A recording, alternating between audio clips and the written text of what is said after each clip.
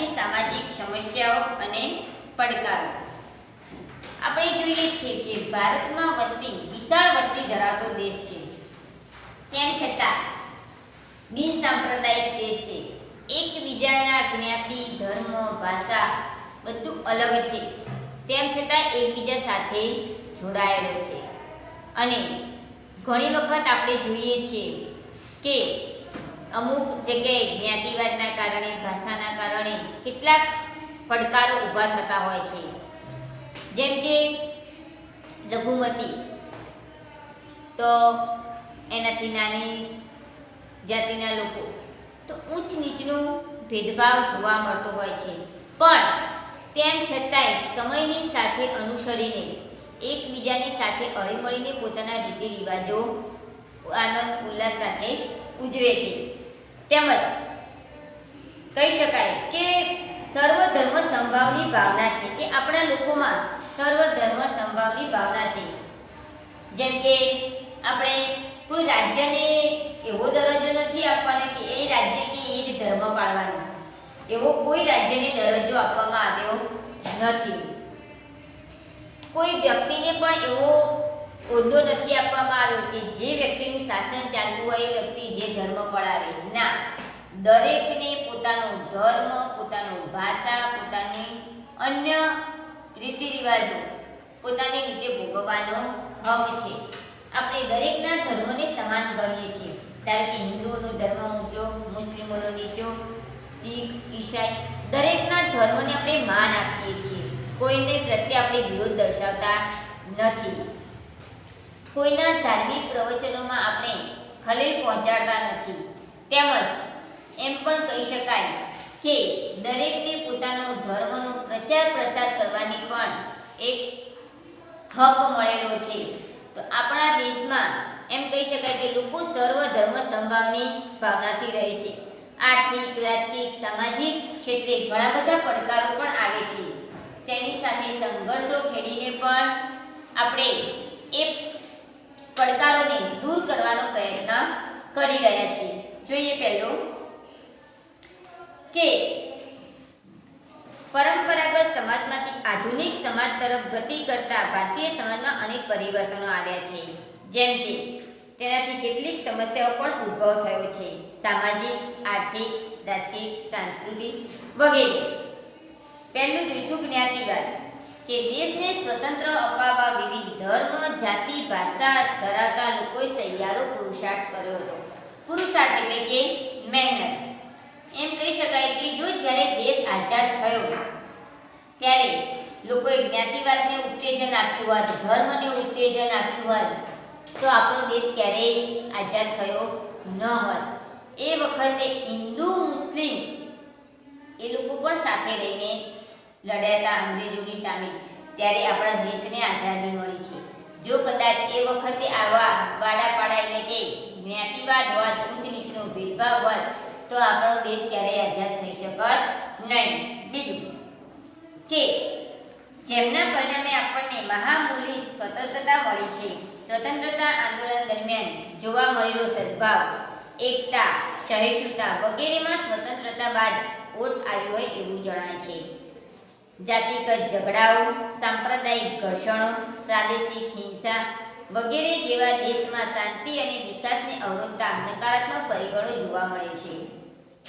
સામાજિક સદભાવ, બિનસાંપ્રદાયિકતા, લોકશાહી મૂલ્યો અને રાષ્ટ્રીય એકતા સામે ગંભીર પડકારો ઊભા થયા છે.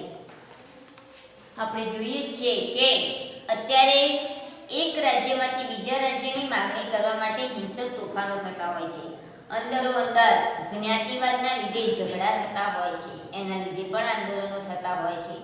જો આવા આંદોલનો થતા જ રહેશે તો આપણા દેશ માટે એ પડકારજનક છે કે કેટલાય પડકારોનો સામનો કરવો પડશે. અને આ પડકારોમાંથી જો આપણે બહાર આવવું પડશે તો આધુનિક દ્રષ્ટિએ વિચારી જાતિવાદનો ભેદભાવ મિટાવવો પડશે, ઊંચ નીચનો ભેદભાવ મિટાવવો પડશે. તો જ આપણે આ પડકારોમાંથી બહાર આવી શકીશું. જેમ કે પહેલો મુદ્દો છે સાંપ્રદાયિકતા.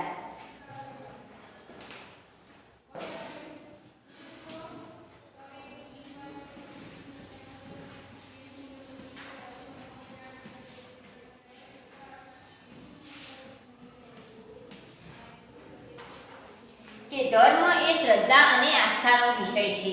મોટાભાગે માનવને કોઈ ધર્મ સંપ્રદાયમાં માનતો હોય છે. સ્વાભાવિક છે કે આપણો ધર્મ આપણી કોઈ આસ્થા સાથે જોડાયેલા છે કે તમે કે હું દરેક જણા કોઈ એક ભગવાનમાં કે કોઈ ધર્મમાં માનીએ છીએ. ધારો કે કેટલાય લોકો સ્વામિનારાયણ પંથ પાળતા હોય, કોઈ રાધા સ્વામી પાળતા હોય, કોઈ શિવમાં માનતા હોય. અન્ય જગ્યાએ પણ એક શ્રદ્ધાનો વિષય છે. જેને જ્યાં શ્રદ્ધા હોય એ ધર્મ પોતે પાળી શકે છે. ભારત એક બિનસાંપ્રદાયિક દેશ છે અને ધર્મ નિરપેક્ષ છે. તેથી સંકુચિત સાંપ્રદાયિકતાનું આચરણ બંધારણની ભાવના વિરુદ્ધ છે.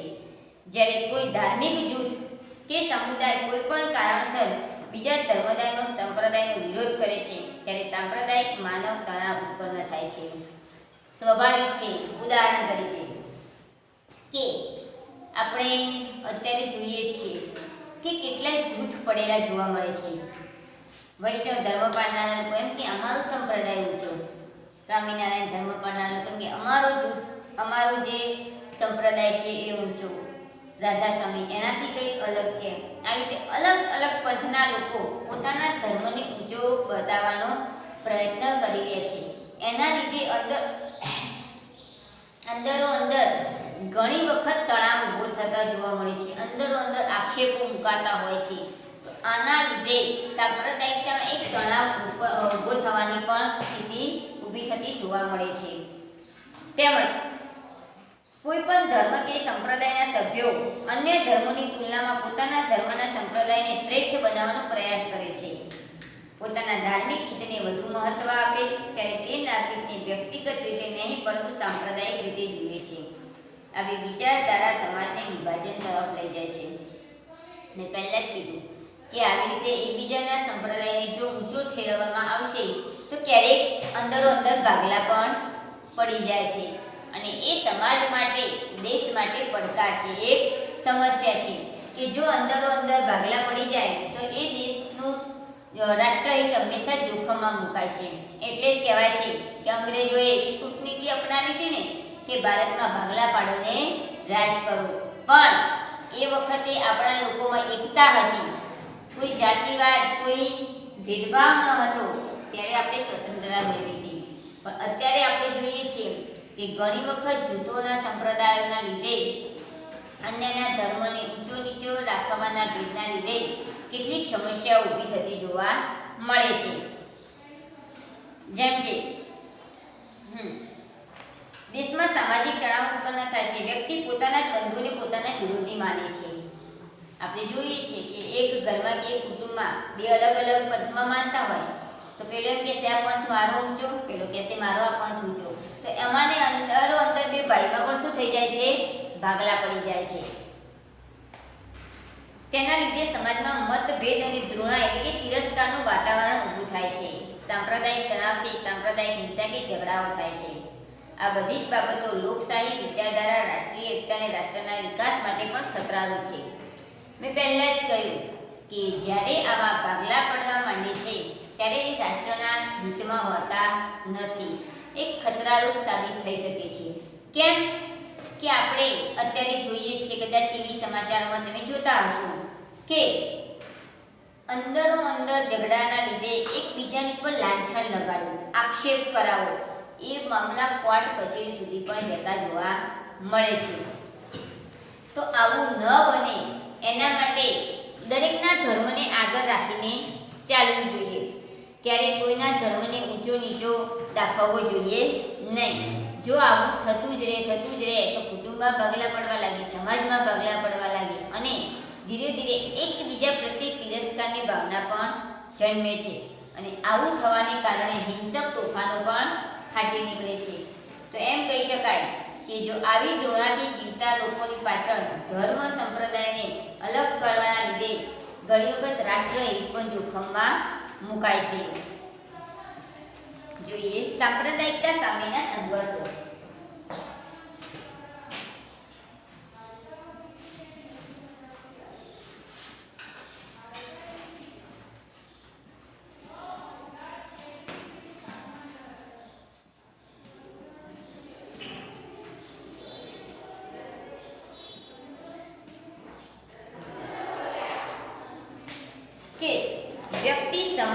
અને રાષ્ટ્રના વિકાસને અવરોધતું પરિબળ છે.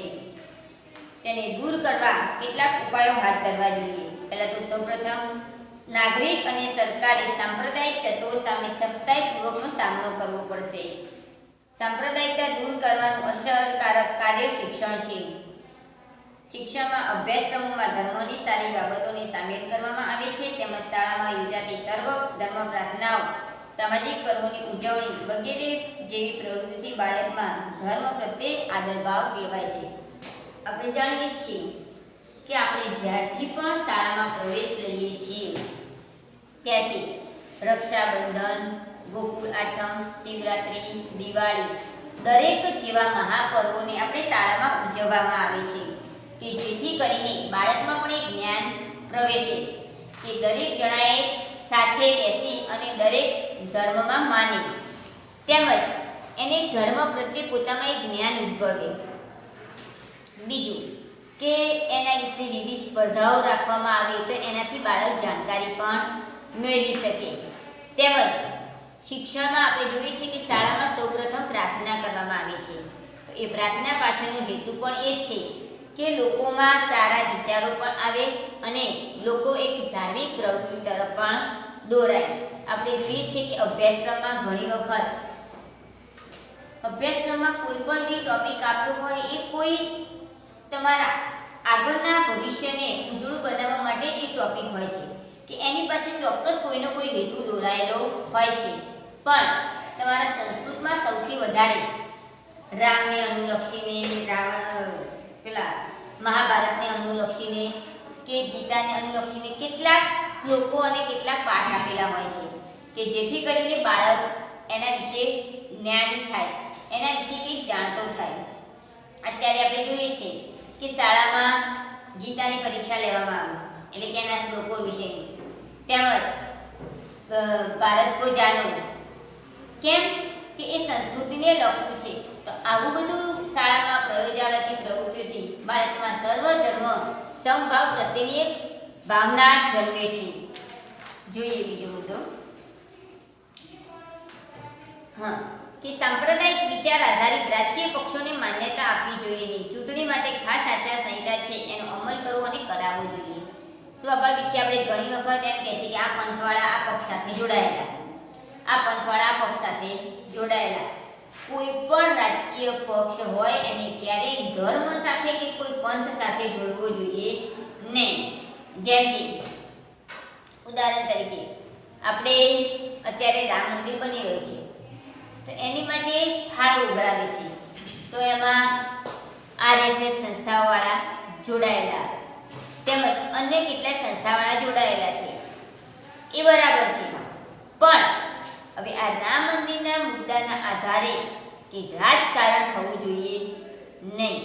કે જે તે વ્યક્તિ એના આધારે કામ કરતી હોય કે ફાળો ઉઘરાવવાનું કે અન્ય કામ, સેવાની કામગીરી, અને પછીથી જ્યારે જો ચૂંટણી આવે અને ત્યારે એ આ મુદ્દાને, આ સેવાને કામ સાથે બિરદાવે તો એ માન્ય ગણાય નહીં. કેમ કે એ ધર્મને અનુલક્ષીને રાજકારણ હોવું જોઈએ નહીં. ઉદાહરણ તરીકે કે આપણે કોઈ દાદા ભગવાનમાં માનતું હોય તો એમ કહેવાય કે આ પંથ આ પક્ષ સાથે જોડાયેલું છે, પણ એવું ક્યારેય ના હોવું જોઈએ. એનું કારણ છે કે જો તમે ધર્મને, કોઈ સંપ્રદાયને રાજકારણ સાથે જોડશો તો એ પણ એક સમાજ માટે અને રાષ્ટ્ર માટે નુકસાનકારક છે. તેમજ રેડિયો, ટીવી, સિનેમા નાગરિક સુધી પહોંચાડવા શ્રેષ્ઠ માધ્યમો છે. સર્વધર્મ સમભાવ, સહિષ્ણુતાનો પ્રસાર કરવો, રાષ્ટ્રીય હિતોને રાષ્ટ્રવાદને પ્રોત્સાહન મળે એવા કાર્યક્રમો કરવા, તેમજ આ માટે સરકારે નહીં પરંતુ સમાજે પણ વિશિષ્ટ પ્રયત્નો કરવા જોઈએ. ધર્મ, જ્ઞાતિ, પ્રાંત, ભાષા ઉપરથી રાષ્ટ્રહિત ગૌરવ છે તેવી સમાજ લોકોને તાંતણે બાંધે છે અને રાષ્ટ્રવાદ, રાષ્ટ્રીય એકતાને પોષે છે. કે સર્વધર્મ સમભાવ છે એ દરેક જણાએ આ વાક્યને અનુસરીને કે બને ત્યાં સુધી હિંસાઓ થતી હોય એને રોકવી જોઈએ. કે જો આવા હિંસાનો થાય, તોફાઓ થાય તો એ આપણા રાષ્ટ્રને નુકસાન છે, રાષ્ટ્રની સંપત્તિને નુકસાન છે. તો તો એના માટે યુવાનોને પણ શિક્ષણના આધારે આવી પણ કેળવણી આપવી જોઈએ કે જેથી કરીને રાષ્ટ્રનું હિત જોખમાય નહીં. જ્ઞાતિવાદ.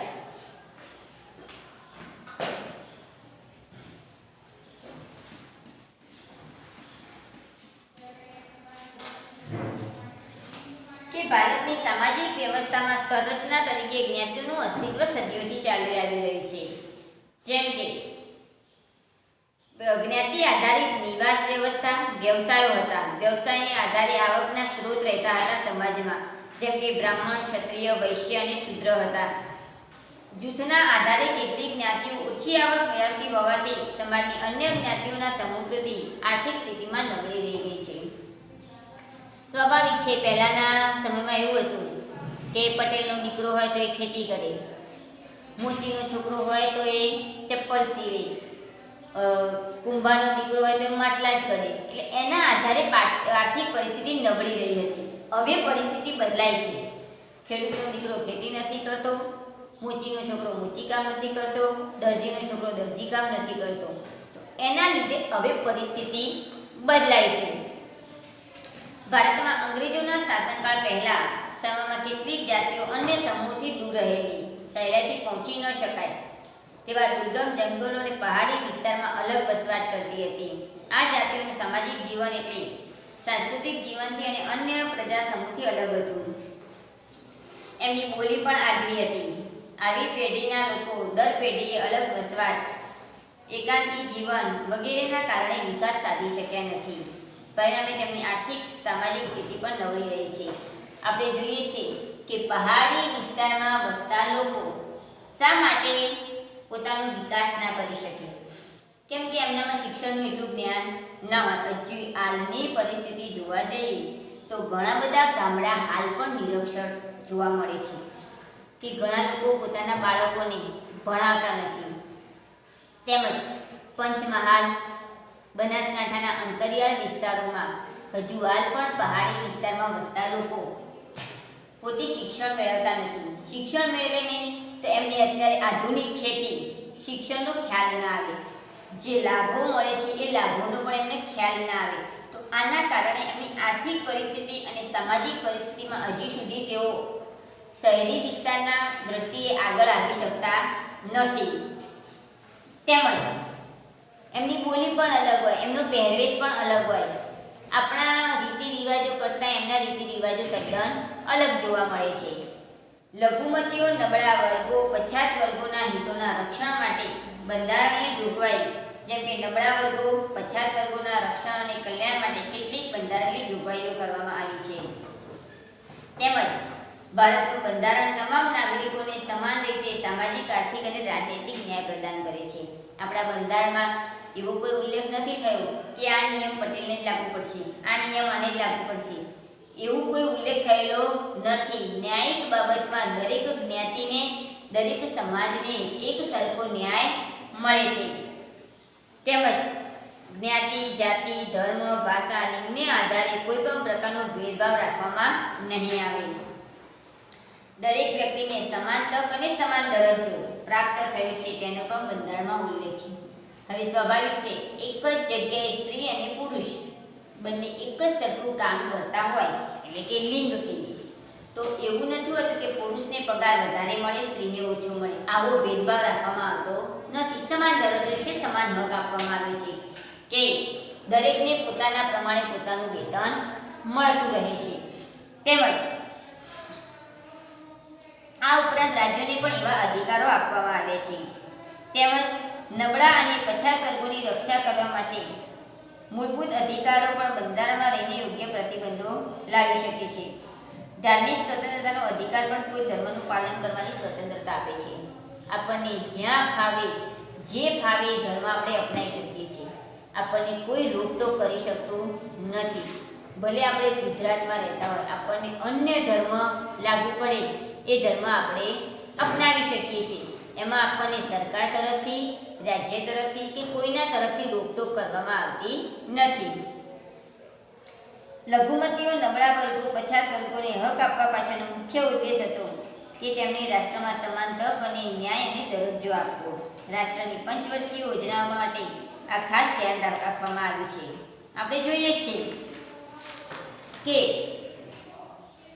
નીચે વર્ગના લોકોને સરકાર દ્વારા અમુક સ્કોલરશીપ, બક્ષી પંચ આપવામાં આવે છે, લાભ આપવામાં આવે છે કે તેઓ અન્ય જ્ઞાતિની હરોળમાં આવી શકે અને સમાન દરજ્જો એમને પણ મળી રહે અને સમાન તક પણ મળી રહે. તેમજ લઘુમતીઓ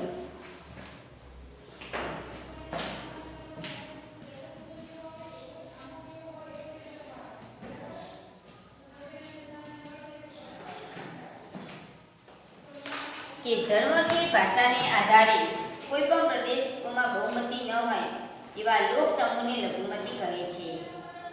જેમ કે કોઈ પ્રદેશની વસ્તીમાં અડધા કે તેથી ઓછી સંખ્યા ધરાવતા લોક સમૂહને લઘુમતી કહી શકાય. તેમાં કોઈ પણ ધર્મ, ભાષા કે પ્રદેશ પૂરતો મર્યાદિત નથી. રાષ્ટ્રીય સ્તર પર લઘુમતીઓની જેમ જ રાજ્ય સ્તર પર સ્થાનિક અથવા પ્રાદેશિક લઘુમતીઓની નોંધ લેવી પડે છે. તેમજ રાજ્ય સ્તરની સંકલ્પના કરતાં બિલકુલ વિભિન્ન છે. એમ કહી શકાય કે રાજ્યમાં લઘુમતીમાં હોય તેવો વર્ગ રાષ્ટ્રીય સ્તરે બહુમતીમાં પણ હોઈ શકે છે. જેમ કે ધર્મ, લિપિ, ભાષાઓના સંરક્ષણ પ્રોત્સાહન માટે બંધારણમાં કેટલીક વિશેષ જોગવાઈઓ કરવામાં આવી છે. આપણે જાણીએ છીએ કે જે તે પ્રાદેશિક પ્રાદેશિક એટલે કે જે તે જગ્યાએ રહેતા હોય એવા લોકોનો જો મોટો સમૂહ હોય તો એ રાષ્ટ્રીય કક્ષાએ પણ હોઈ શકે. જેમ કે આપણે અહીંયા જોઈએ છીએ કે આપણે અહીંયા સૌથી વધારે ગુજરાતી, આપણે અહીંયા શીખ અને ઈસાઈ એટલા જોવા મળતા નથી. તેમજ આપણે આપણી લિપિ, આપણી ભાષાના આધારે આપણે અહીંયા પોતાના ધંધા રોજગાર નિભાવી શકીએ છીએ. તેમજ આપણને કોઈ લાભ આપવામાં આવે તો એ રાજ્ય તરફથી ચોક્કસ બધાને આપવામાં આવે છે. કોઈ એક જ્ઞાતિને કે કોઈ એક જાતિને આપવામાં આવતો નથી. તેમાં પણ બહુમતી હોઈ શકે. ધારો કે અહીંયા એમ કહેવાય કે પંચમહાલ જિલ્લો, તો ત્યાં આગળ એટલો આદિવાસી વિસ્તાર છે, તો એમના માટે જે પણ જોગવાઈ કરવામાં આવી હોય, અન્ય લાભ, સ્કોલરશીપ કે બીજું કોઈ હોય, તો એ જ લાભ અને એ જ પ્રમાણે બનાસકાંઠામાં રહેતા આદિવાસી લોકોને પણ એ જ નિયમ લાગુ પડે છે. જેમ કે ધાર્મિક સ્વતંત્રતાનો અધિકાર લઘુમતીઓને વિશ્વાસ અપાવે છે. પોતાના ધર્મ પ્રચાર, પ્રસાર અને પ્રોત્સાહન માટે પ્રયત્નો કરી શકે છે. તેને બળપૂર્વક ધર્માંતરણને માન્ય રખાતો નથી. આપણે કહીએ છીએ ને કે મુસ્લિમ ધર્મમાંથી હિન્દુ ધર્માંતરણ કરાય, એવું કોઈ ચોક્કસ વર્ગ કે કોઈ દબાણપૂર્વક આપણે કોઈનું ધર્માંતરણ કરાવી શકતા નથી. સરકારી સહાય લેતી કોઈ પણ શિક્ષણ સંસ્થામાં ધાર્મિક શિક્ષણ આપી શકાતું નથી. ભલે ને પછી મુસ્લિમોની શાળા હોય તો ત્યાં આગળ એમનું કોઈ ધાર્મિક શિક્ષણ અપાય નહીં. ધારો કે અત્યારે આપણે ચાલે જ છે અહીંયા સ્વામિનારાયણની સ્કૂલો, તો ત્યાં આગળ એમના કોઈ ધર્મ ભણાવવા વિશે કોઈ ટોપિક ના આપ્યો હોય, જે પ્રમાણે શિક્ષણ ચાલતું હોય એ પ્રમાણે ચાલે. ભલે સંસ્થા ચલાવતી હોય પણ કોઈ ધાર્મિક શિક્ષણ સ્પેશિયલી આપવામાં આવતું નથી.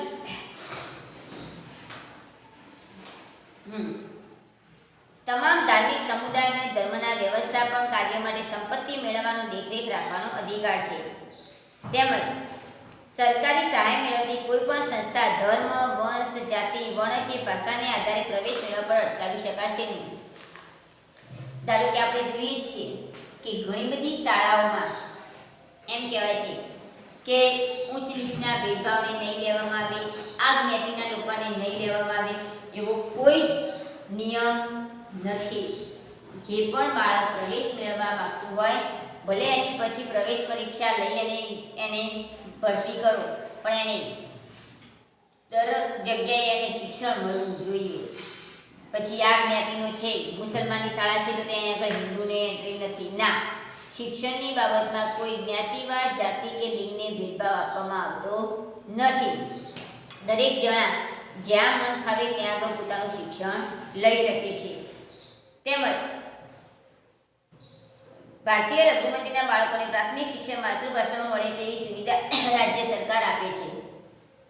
આપણે જોઈએ છીએ કે આપણા હવે ગુજરાતી ભાષા, પહેલાં તો રાષ્ટ્ર ભાષા આપણી હિન્દી છે, પણ આપણે એને એટલું મહત્ત્વ નથી આપતા. આપણે હિન્દીમાં વાત કરીએ તો એ લોકો અચકાય, જ્યારે બહાર બધે હિન્દી મુખ્ય ભાષા ગણાય છે. આપણે અત્યારે ગુજરાતીનો નહીં પણ અંગ્રેજીના ક્રેઝ વધારે છે બાળકોને ભણાવવાનો, કે બાળક ઇંગ્લિશમાં બોલવું જોઈએ. પણ બાળકો ગુજરાતીમાંથી અંગ્રેજી શીખી શકશે, પણ અંગ્રેજીમાંથી ગુજરાતી શીખી શકશે નહીં. ગુજરાતી ભલે ગમે તેટલી સહેલી ભાષા લાગતી હોય પણ એ સૌથી અઘરી ભાષા કહી શકાય છે.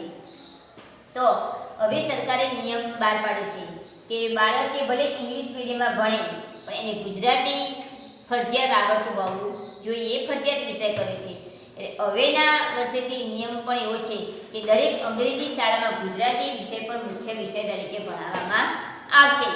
તો આ રીતે લઘુમતીઓ દ્વારા સરકારે પણ કેટલાક નીતિ નિયમો અને ચર્ચા વિચારણાઓ કરેલી છે. હવે પછીનો મુદ્દો પછીના પેડમાં જોઈશું.